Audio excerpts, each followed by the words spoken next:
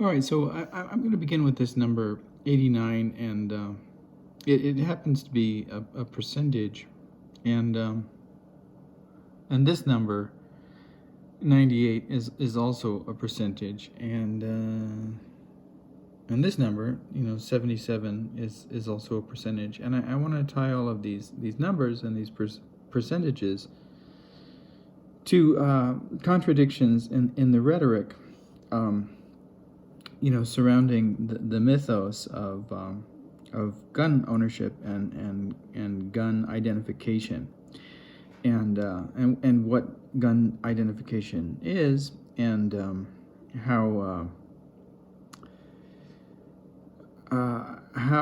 gun identification as a personality formation gives rise to this kind of not me, someone else thinking, and the internal contradictions in it, betray significant lack of self-awareness and what I would call displacement, right, and projection. And I want to move toward understanding gun identification as a form of mental illness, and define it within certain parameters of phallic identification and masculine insecurity. To do that, it's to unpack a lot related to these numbers and percentages, but we'll see how far we get. So I want to start with this number, 89%, and begin with that. All right. So the first number, 89%, refers to this statistic, and this is from an NPR site, and I don't know how accurate these statistics are, or actually how they're derived, and we could look at all that, and we could look at the what's efficacy called in statistic analysis, where you look at the measurement tool and define it in terms of how accurate it is in terms of the population overall. Validity? Is it just called validity? I'm not sure. Well, Lori thinks it's called validity, and that may be the case, but in any case, we're going to use that word. So I'm not sure, what the validity is for these particular measurement tools. Measurement tool is interesting because we're talking about. I'm moving toward an idea that gun ownership is symbolic, is a kind of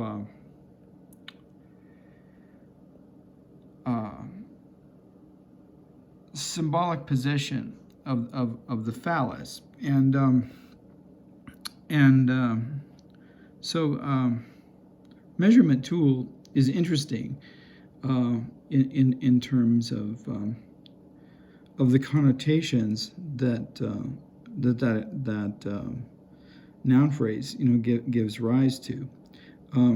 But in any case, I'm not sure of the validity or whatever the term is, accuracy of the particular measurement tool that was used to determine this number. But the number refers to the percentage of gun owners who favor preventing the, and then in quotation marks, mentally ill from purchasing guns. And anyone familiar with my work will be aware that in addition to focusing on social justice and human rights issues early on, from the early 80s on in my work, one of the key foci has, and I say foci because it's spread across a number of different domains and dimensions in which I occupied different relationships to the field of the mental health industry in the United States, and including performing in in institutions and hospitals. And when I say performing, I don't mean like going there to entertain.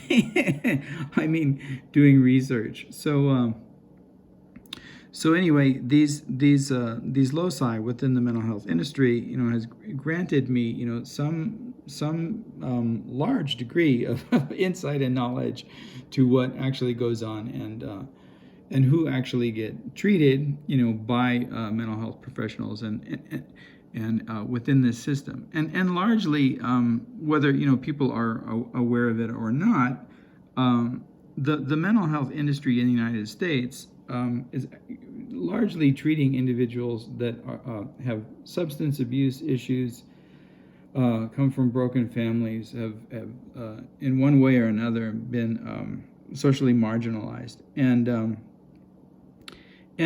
typically in order to receive these treatments, they get a diagnosis of some type of mental illness, and that diagnosis vaguely relates, to the behaviors and the behaviors and self-reported, right? Self-reported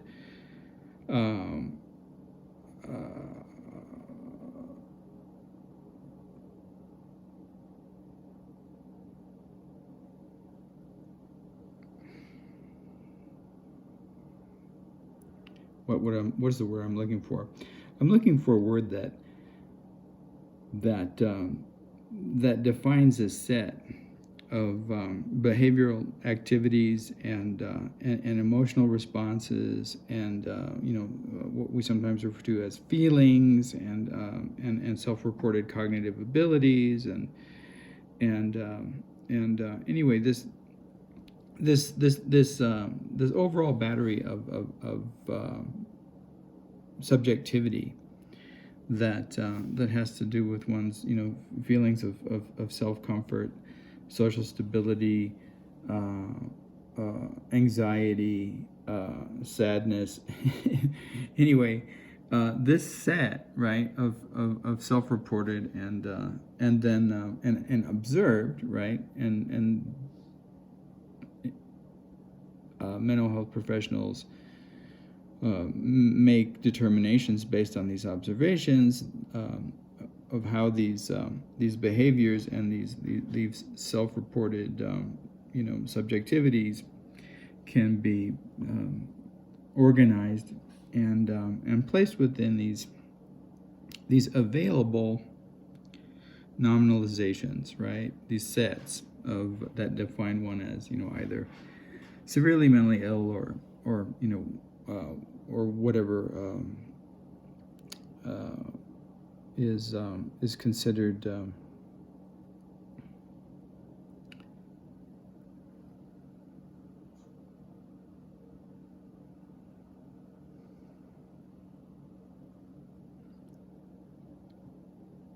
abnormal in terms of a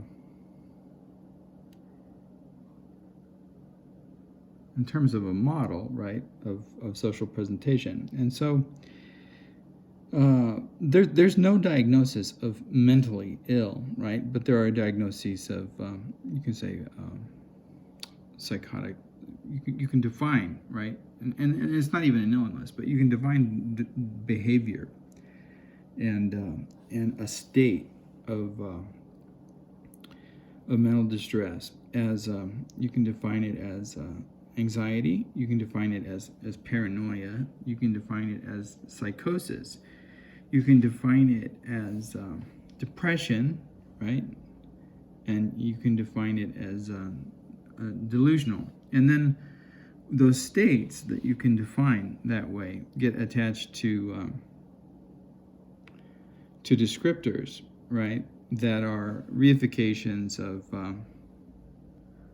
and you could say ontologies, right, of mental illness. And those are categories, right, that the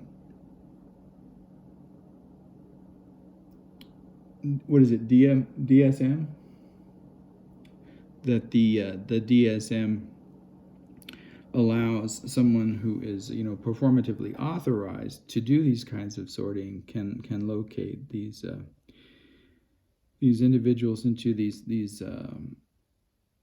defined categories, right? And those include, things like schizophrenia, manic depression, bipolar. Manic depression now is referred to as, bipolar disorder. And the history of these categories is really, quite interesting, in and of itself. And particularly, what's interesting about the history of these categories is that while the names of the categories change and the etiologies associated with the categories, in other words, like what makes the way the mental health industry in the United States defines and determines, what makes someone bipolar, right? Okay, now that changes. Okay, so in the Jimi Hendrix song, manic depression, right?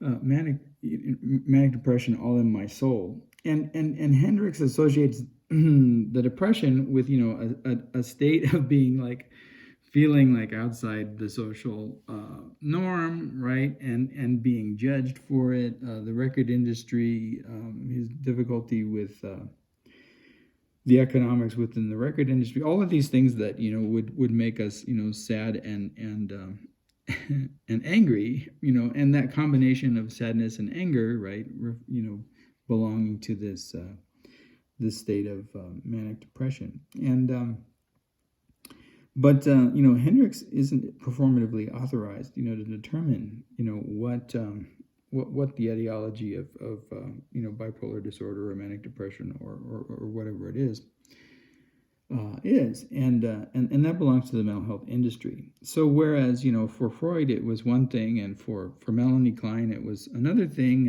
and for Jacques Lacan it was still something else. Now it's a matter of the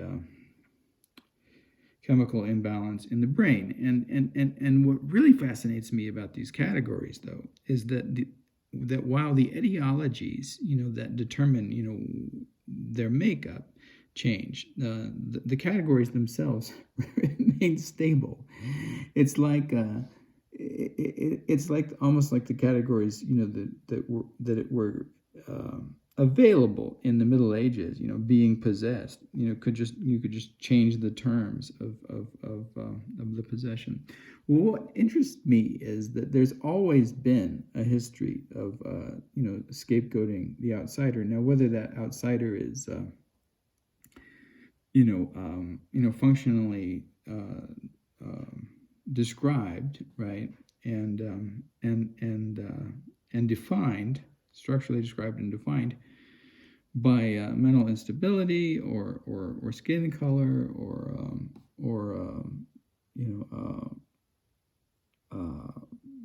political difference or whatever, right?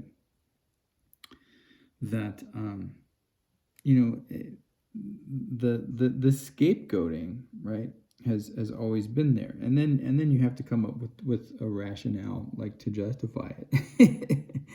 and it's interesting, working within the industry and seeing the way that these descriptors, whether they're descriptors of a behavioral phenomenon like anxiety, psychosis, paranoia, or whether they're descriptors of ontological conditions that somehow account for, right, these behavioral and self-reported conditions like schizophrenia, bipolar disorder, and whatever it is, or whether they're the etiologies themselves. They functionally, they very much act in the service of a sorting mechanism that's not, entirely unlike, right, the way that the police, sort people by age and racial characteristics and location and you could say self-presentation, right? So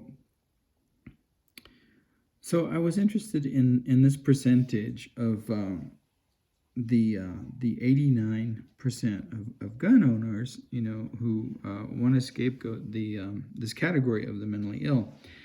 Now, I have no doubt that of these 89% of gun owners, if they were asked to define, mental illness,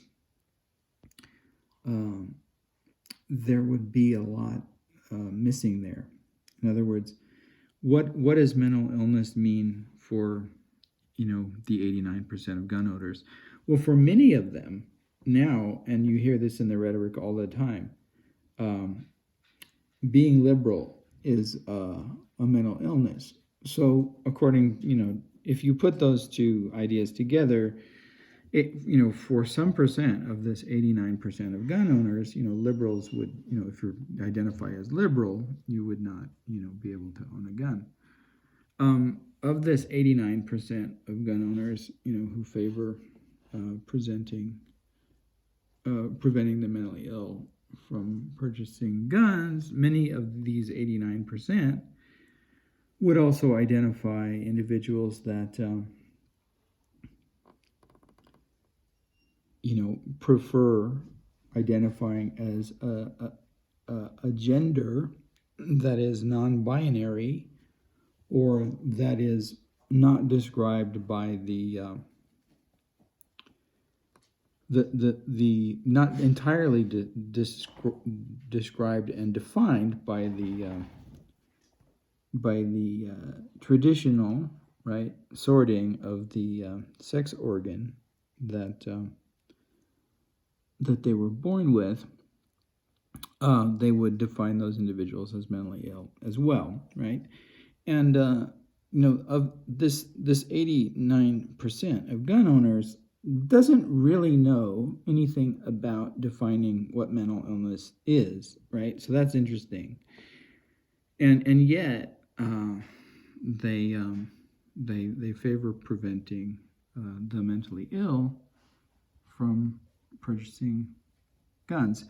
And in a certain sense, it's a perfect self-defining loop, right? Because if someone is a mass murderer and commits these crimes, they must be mentally ill, right? So you could say, well, in what reasonable universe was Adolf Hitler not, mentally ill?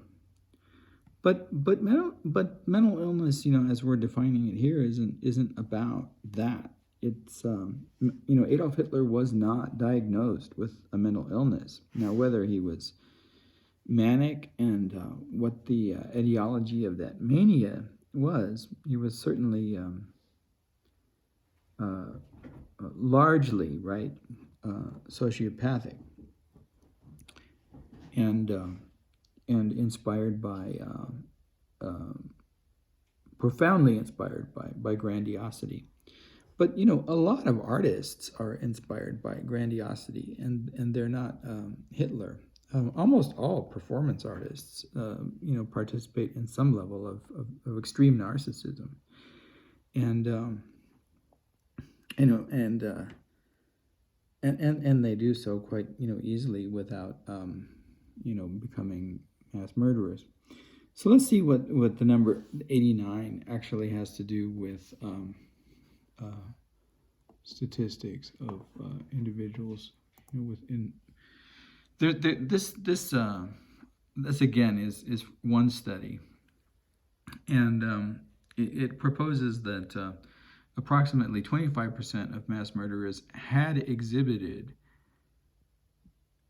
a mental illness, but most of them had not appeared on the radar of either the mental health industry or law enforcement systems. Okay, so this is this is hindsight. Even this number, this number of 25% is looking back and saying, oh well, even though these individuals, were not part of the mental health industry, we can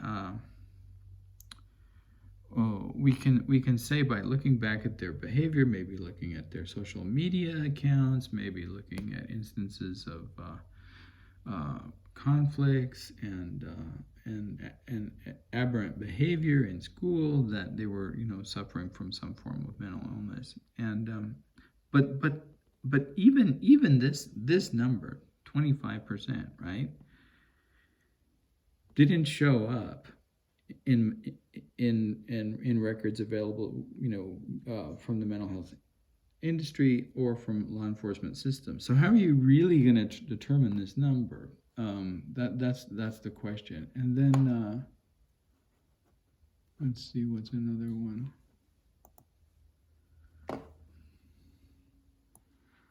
This is from the Michigan Psychological Association, and asked the simple question: are all mass shooters mentally ill? Well, the obvious answer is yes. I mean, like, how can you how can you not be a mass?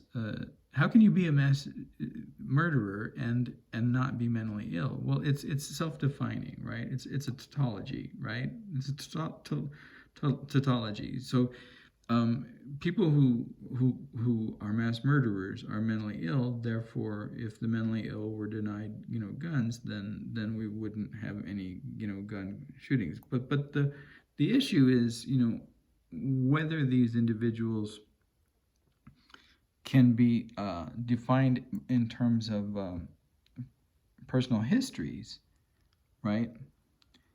That would make records available, and it would make possible, right, screenings for this individual, rather than scapegoating this abstract idea, right? Because mental illness is an idea, it's an abstraction, and even within the oversimplification that the mental health industry performs, there are a lot more specific designators.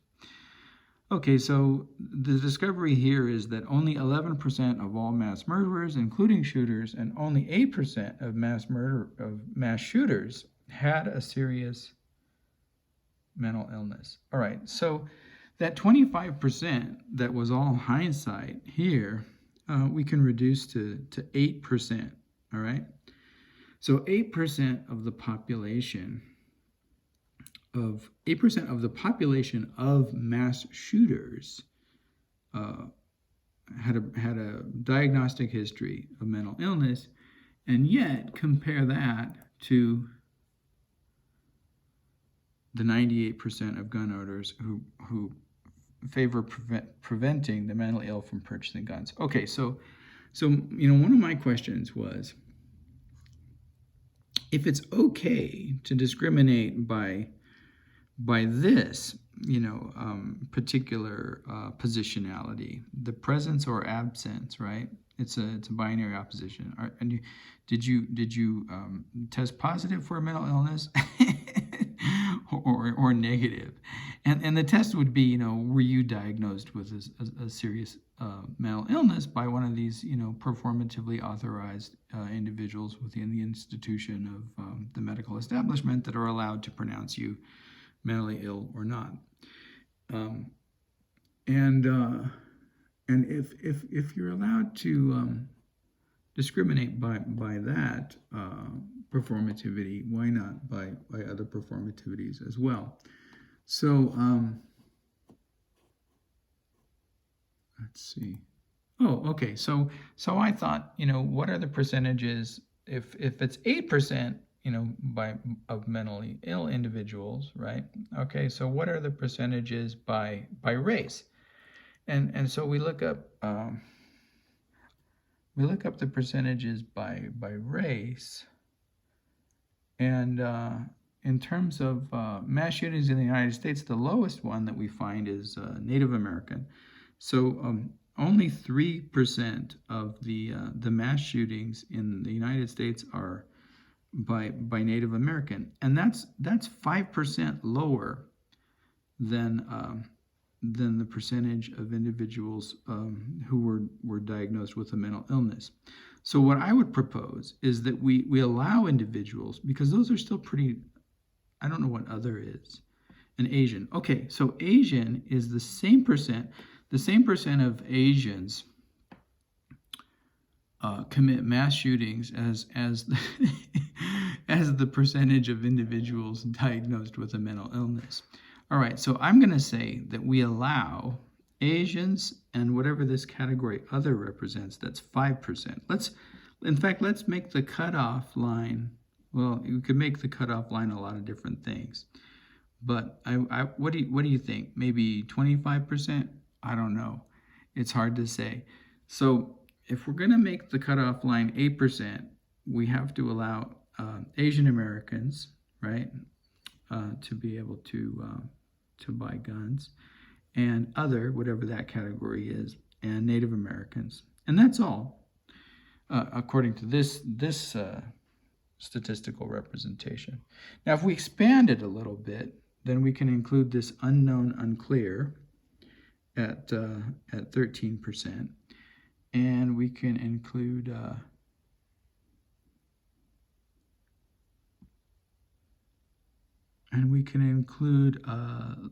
Latino, but we can't include this category, Black. All right. So in order to include these categories, we're going to have to raise the or raise or lower, depending on your politics, I guess, the bar a little bit. So if we're going to include all of these individuals in the category of those who can purchase guns, according to the statistics, then we'll have to raise the bar from 8%, which is what we set it at when we determined that individuals diagnosed with a mental illness couldn't purchase guns, to 21%. And then we can include Blacks, Latinos, Asians, whatever this category other is, of course, Native Americans. Native Americans, we're just giving a caveat here because this is the lowest statistic. Unknown, and individuals diagnosed with mental illness. All right, so who did we exclude? And I think, this is probably the way that we should do it. So it turns out that really the only category that we need to exclude are this category of individuals that fall under this term white, which, as you can see, is the highest percentage by far, and 68. So our initial readjustment of an understanding of this number, right, 89, this number shouldn't really, this number, 89% of gun owners who favor preventing the mentally ill from purchasing guns, really, if the knowledge base was there, right, and the information was there, it should be something like 89% of gun owners favor preventing white people from purchasing guns, and that would make much more sense. All right, but that's and this is where it gets a little bit more complicated. All right, and this is where it moves into a pathology of phallicism. If we look at the number above 89, we have the number 98. All right. Okay. Now remember that we just sorted by race, and we sorted by race and percentage of mass shooters, and trying to determine who should be prevented from buying guns. Now this number 89 refers to a gender. 89% of mass shooters are men. All right, so let's go back to that chart. All right, so we had sorted out white folks by 68%. But what is 98% of, let's see. So let's go 2% of, this is easier, 2% of 68. So 1% of 68, 10% of 68 would be 6.8. 1% would be 0.68, and so 2% would be 1. let's see, 1.3 something. Let's see. Let's use a calculator. This is a problem with. Let's see. Okay, so one. I see. 6. We'll just multiply 68. So 120 plus 16 is 136. So 1.36, or let's round off 1.4. So even among white folks, the percentage of women that are doing the mass shootings is still only 1.4%. So that's even lower than Native Americans. So we're going to include all women in another category, and whether that falls under other, whether we sort by other, or whether we sort by unknown, unclear, women should be in here somewhere, and I imagine that it would be very low. We know that it's going to be higher than 1.4, but I doubt, because these categories are so low, that it's going to be much higher, than 3. So somewhere between 1.4% and 3%, are women. And let's see. No, that's not even right, is it? Let's see. We could actually figure the whole thing out. So if we know that 98% of the shooters are, I'm just conceiving of it incorrectly, but within this category, we don't really know, because we don't have statistics that, do that particular spread and divide that. So we only know that women fall in this category of 2%, right? So that number is easily represented here as lower than the Native American category. So women should be able to buy guns. We don't have a problem with that, no matter what their race is, right?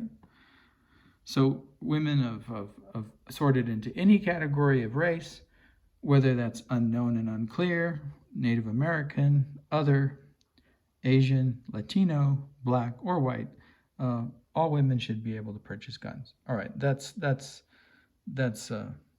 incontrovertible, according to our statistical data. And so really, this category that we want to say is extremely problematic is white males. All right. Okay. So let's go back to the statistics. All right. So we've adjusted our understanding of who should be prevented from purchasing guns, and in terms of our sorting mechanism, and we've determined, sorting by race, that it's white folks, and then we've determined, sorting within that category, that we don't need really to exclude women, because the percentages are also very low, and that it's really white males.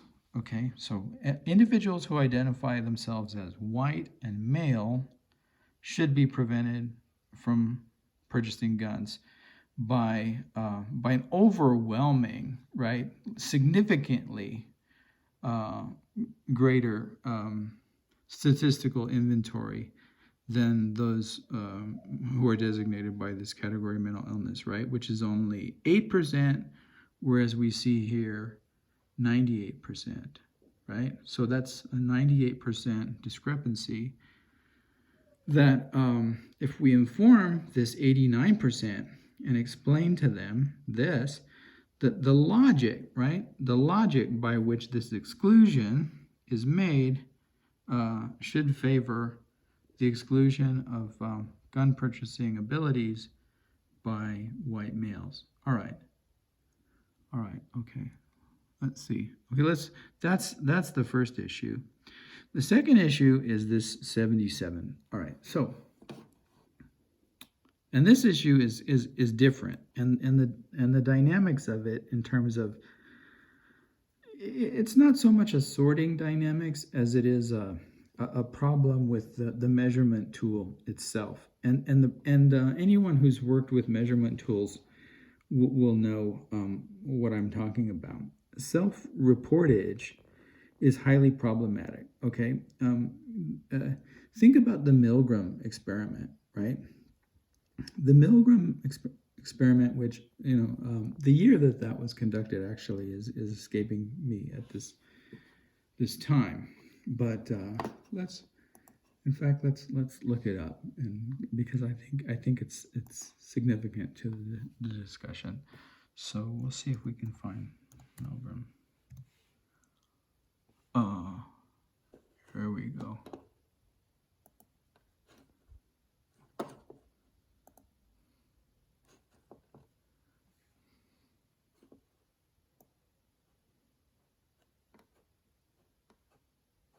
Let's see what year it is.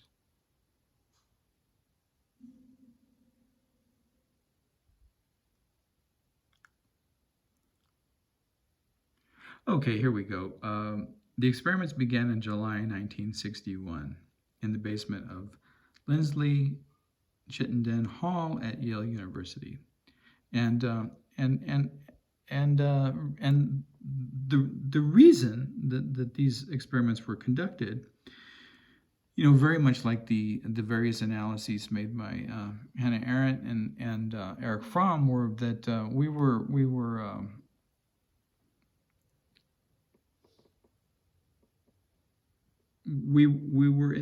located in the psychological aftermath of the Holocaust, and many psychologists became concerned with the fact that these genocides and horrors of fascism could have existed at all in the community of humanity, and there was an attempt to understand what this psychology of fascism and genocide was, and a lot of it focused on individuals' responses to authority and authoritarianism, and the mass psychology of following the leader, right? No matter what. And so these experiments were designed.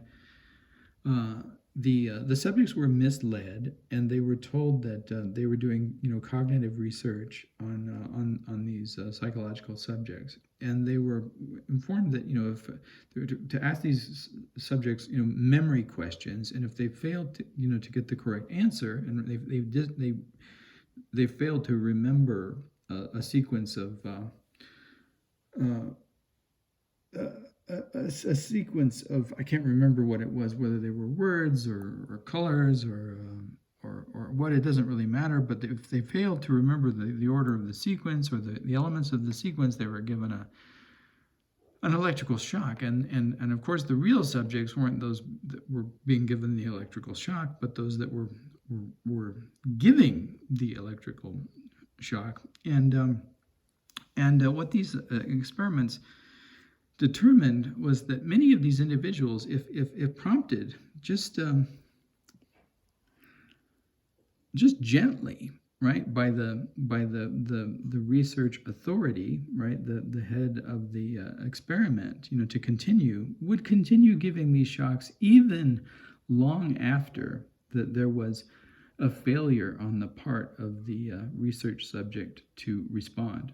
And that usually was after these research subjects would cry out in pain, plead and beg for mercy, want to get out of the experiment. In other words, what appears to be the case is that many of these individuals would actually would voluntarily, to complete this trivial experiment, would voluntarily persist beyond what appeared to be the consciousness or life of the test subject. So they were capable of murder, under these gentle guidances. And one of the things that this reveals is that individuals, follow authority, and another thing that individuals do is they want to feel that they are good, and they want to present themselves in a favorable light. Rather, their commitment to truth, right, isn't as great as their commitment to being perceived favorably. And their ability to perform acts of atrocity has less to do with an inner, guiding, moralism than it does how will I be perceived? Is this something that's accepted, by the authority, or is this something that's not? And it turned out that actually, some individuals, who refused to complete the series of electrocutions were individuals that might otherwise get defined by society as what is the term, anti-authoritarian figures, right? So like individuals that had problems with authority, and always talks about validity under these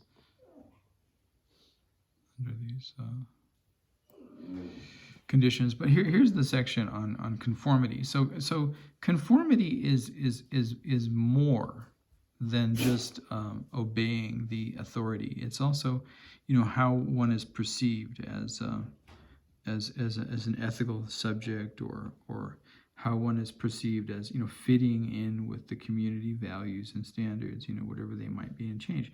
And that's why that we saw in 1995, right, there appeared to be like an overwhelming majority of Americans who favored personal rights for women, and preferred, believed in a woman's, right to choose the course and direction of her own life, and her decision regarding this issue of abortion, and why it has shifted, and it's closer to it's no longer an overwhelming majority who believe in women's rights to choose their own destiny, but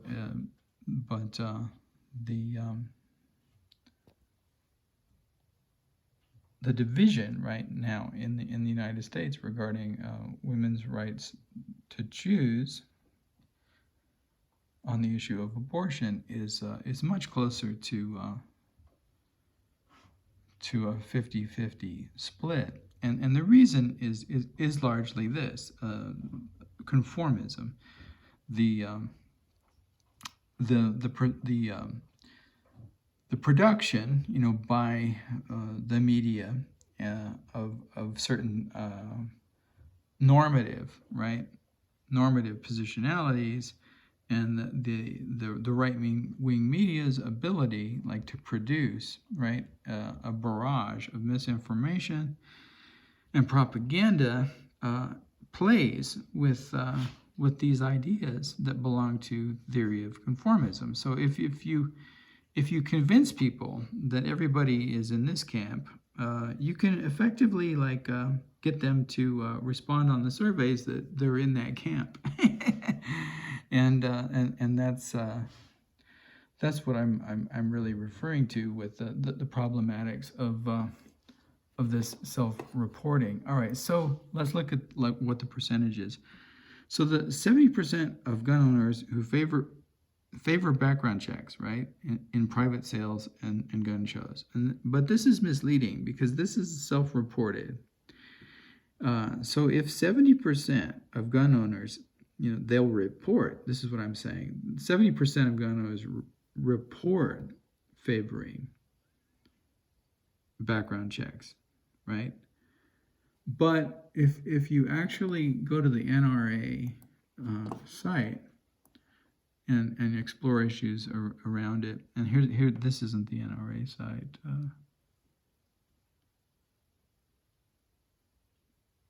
Or is it? Yeah, I think this is I think this is the NRA site.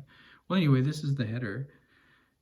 NRA and Institute for Legislative Actions. Okay, so 77% there on that self-reported, right? That they wanted the background checks. But here, if you go to their legal descriptor, NRA opposes expanding firearm background checks. Okay. So, and then this is the rationale, because background checks don't stop criminals from getting firearms, because some proposals to do so would deprive individuals of due process of law. But if you go to the statistics back here, 89%, said that they favored preventing the mentally ill from purchasing guns. Well, how would you do that without a background check? And it's only 8%, as we've already talked about, by sorting by mental illness, right? Which isn't a category, but we sorted by the imaginary category of mental illness, but we transposed within it, ideas of schizophrenia, bipolar disorder, whatever else might,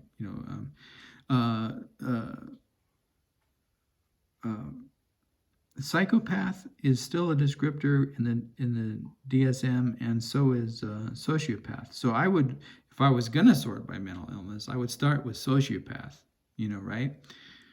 And I would start with that, and I would probably, also, sort by Ted Cruz. And this representation here, we haven't come to with the phallic identification with the gun, and the statistics, where gun rights groups send money, and you see that if these were representations of, what's the plural of phallus? Phalluses or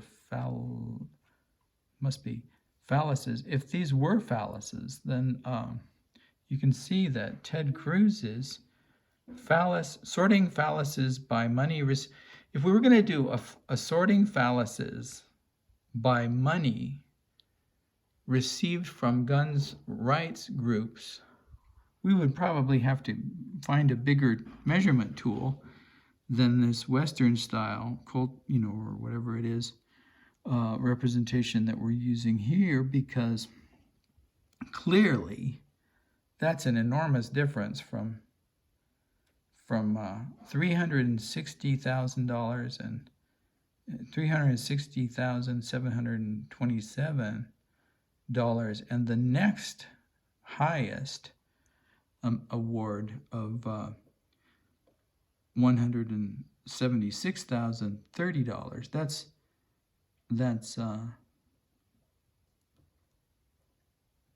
That's over, isn't that over twice as long as the next highest phallic award? So if we were sorting by phalluses, and then the smallest phallus is this William Hurd, who's also from Texas. But if we sort, but these are the only ones who have this particular phallus, right? And they're all Republicans. So if we were going to define a new category within the DSM, right, of let's see, what would you call it?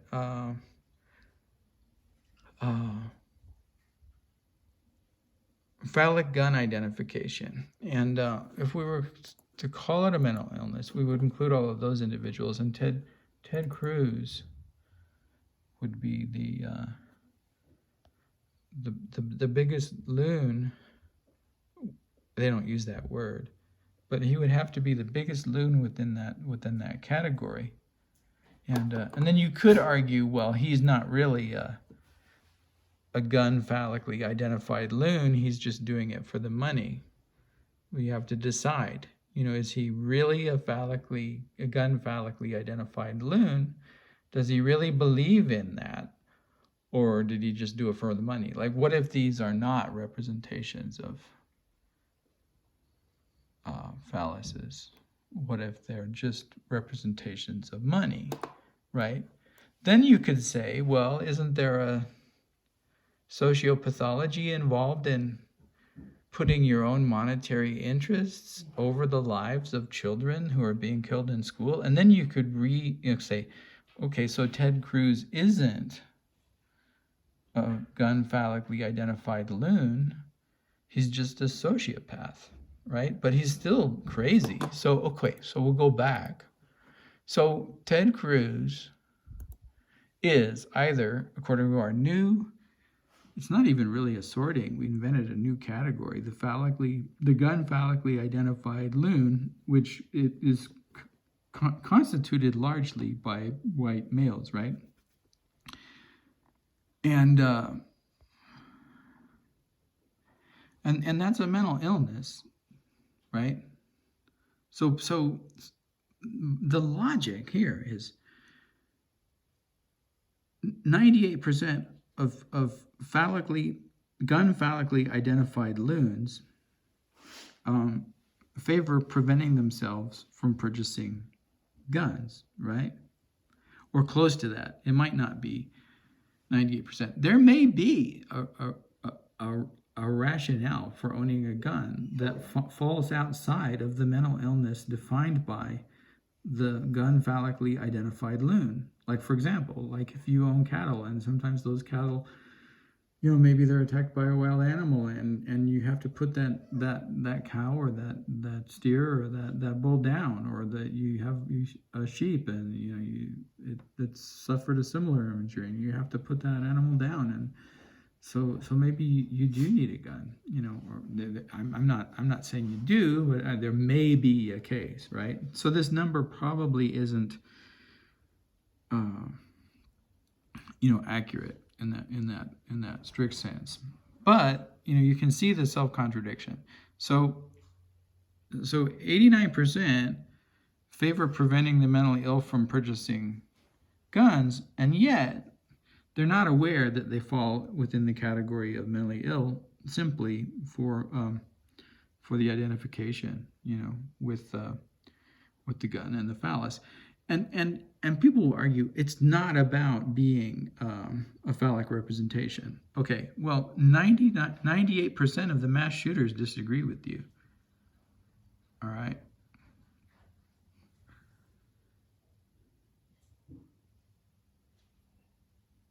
That's where it is. Okay, so the statistics in this case, you could say, the statistics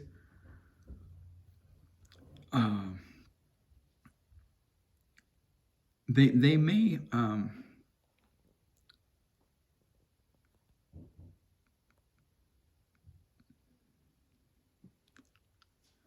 they may not represent sound and valid arguments, but they do demonstrate the way that we can deconstruct their unsound and invalid arguments. Do you understand what I'm saying? And that's basically what we're doing. We're using the numbers, and we're using the way that the distribution of these numbers represent delusional formations in the population of gun owners to deconstruct, right, the myths of gun violence, and to construct them in lights in which they actually exist, according to the data. And according to the data,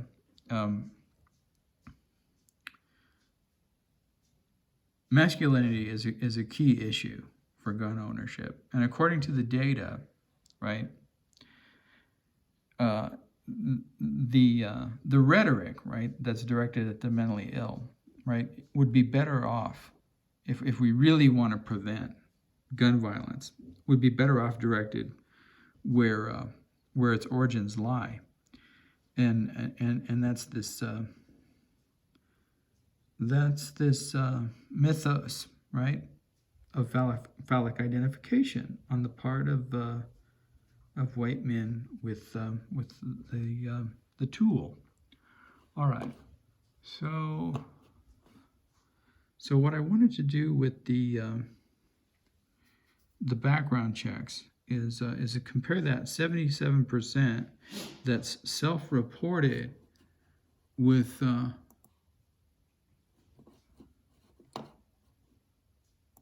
let's see, where are we on the with the actual NRA justification, right? So the NRA opposes expanding firearm background check systems, even though 89% of gun owners, like to scapegoat the mentally ill. And the rationale is because background checks don't stop criminals from getting firearms. And then there's a sub-rationale for that because some proposals to do so. Well, this sentence, is both, agrammatical and illogical.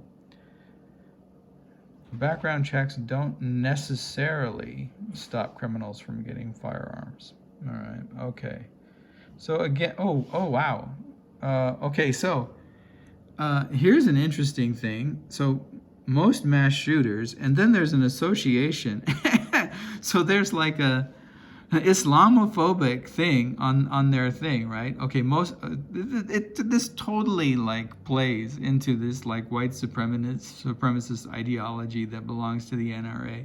Most mass shooters, including those inspired by Islamic terrorist groups, pass background checks. Okay, well if we go let's try. Okay, so we already did an analysis by race. All right, so let's do one by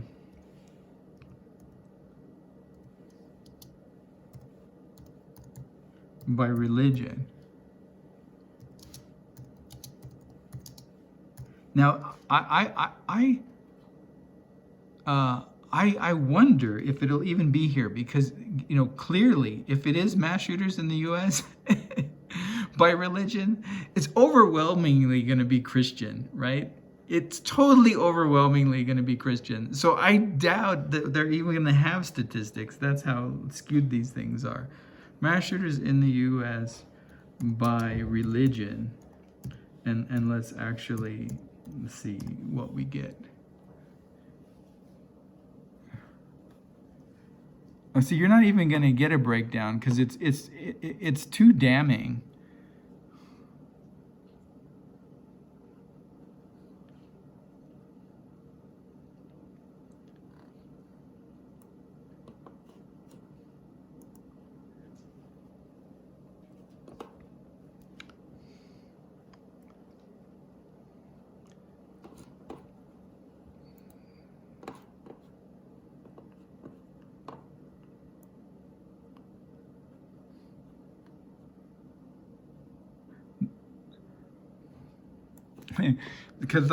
The Catholics want you to believe that, where was that?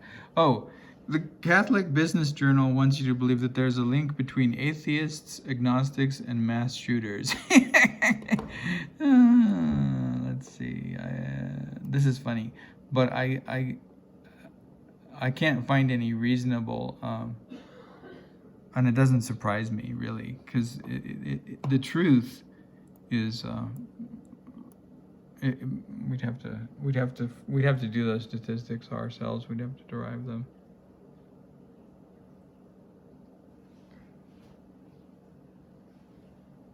Yeah, this isn't true at all. Okay, so this is propaganda put out by the Catholic Business Journal, and it's entirely propaganda and none of those statistics. But see, it's not even here. So we'd have to do our own research and go through and let's see what this one. Here's the Washington Post, but it doesn't have statistics. I want to know the statistics since the NRA site is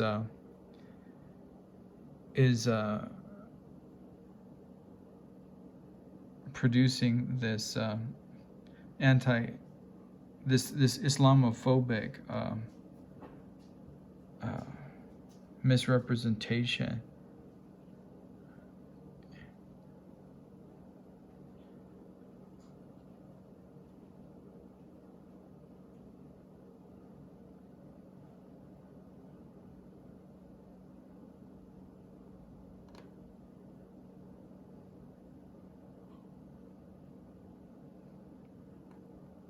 All right.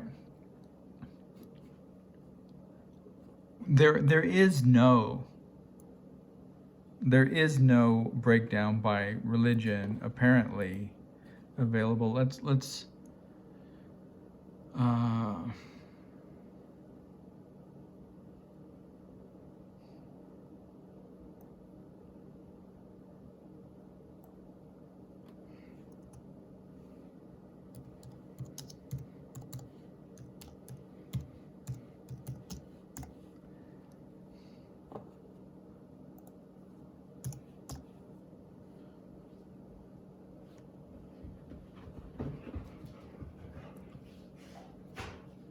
well, this is the only one that we can get in it. It doesn't offer statistics.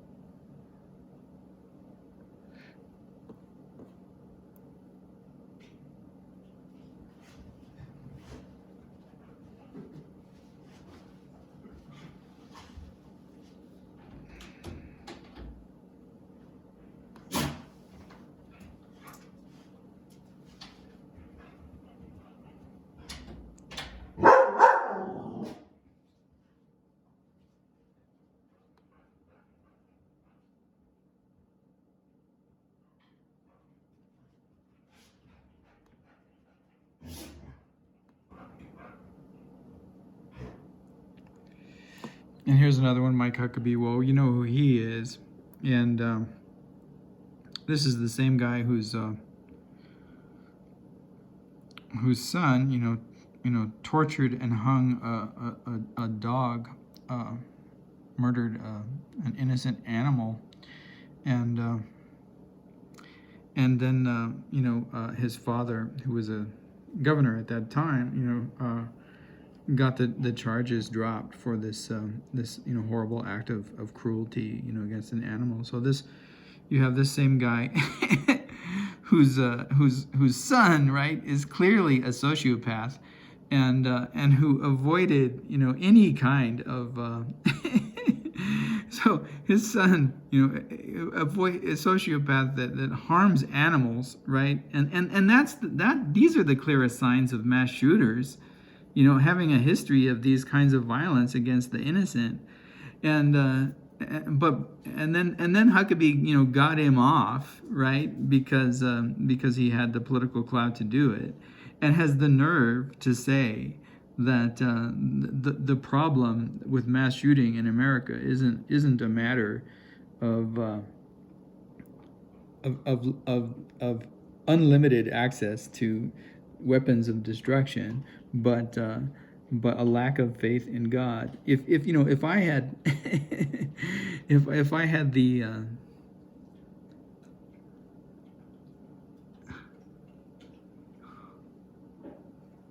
ability to spend time on this argument and thoroughly show the history of this individual and the malignance and malice that he's displayed in his misuse of his position, I think we would have a series in and of itself. There are no statistics, but use your imagination. If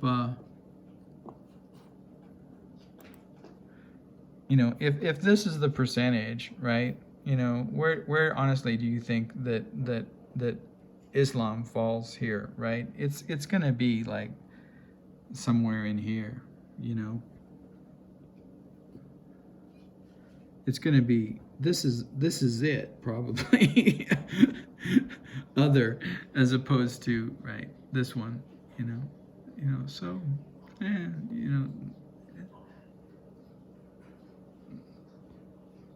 yeah, I can only present, the truth. I can't get anybody to believe it. All right. So this is the errata for this discussion. And when I represented this particular sorting tool, sorting the likelihood of the positionality of mass shooter by race and or ethnicity in the United States, I had taken these numbers as a representation of percentages, and that's the error right there. In fact, they are a representation of, and I've placed it in blue here, the 128 mass shootings in the United States between 1982 and May of 2022, and so in order to adjust this to fit the 8% that actually is a percent of those estimated individuals to have fallen in this positionality that includes the construct of mental illness, we have to adjust. So we would have to find the percentage that corresponds to this 128. So they've actually done the math for us here, and if I had been paying closer attention, I would have noted that. And it turns out that in fact that 68 is really only 53, but it's still considerably higher than the next highest proportion, which is 16%, right? So if we're actually comparing individuals diagnosed with mental illness or having mental illness with categories of sorting by self-reported racial or ethnic background, then we would find that it is in fact on the same level of significance as the category Latinos. So if we're going to compare the number of individuals more accurately, and error freely based on this particular set of statistics, we would compare the number of individuals within this category of mass shooter who fall into the category of the mentally ill. That's a percentage that corresponds with this category of mass shooter that falls within the category of Latino rather than Asian. So that's the errata. But the rest of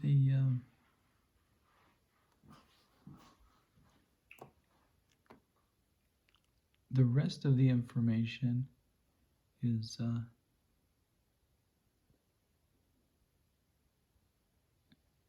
correct.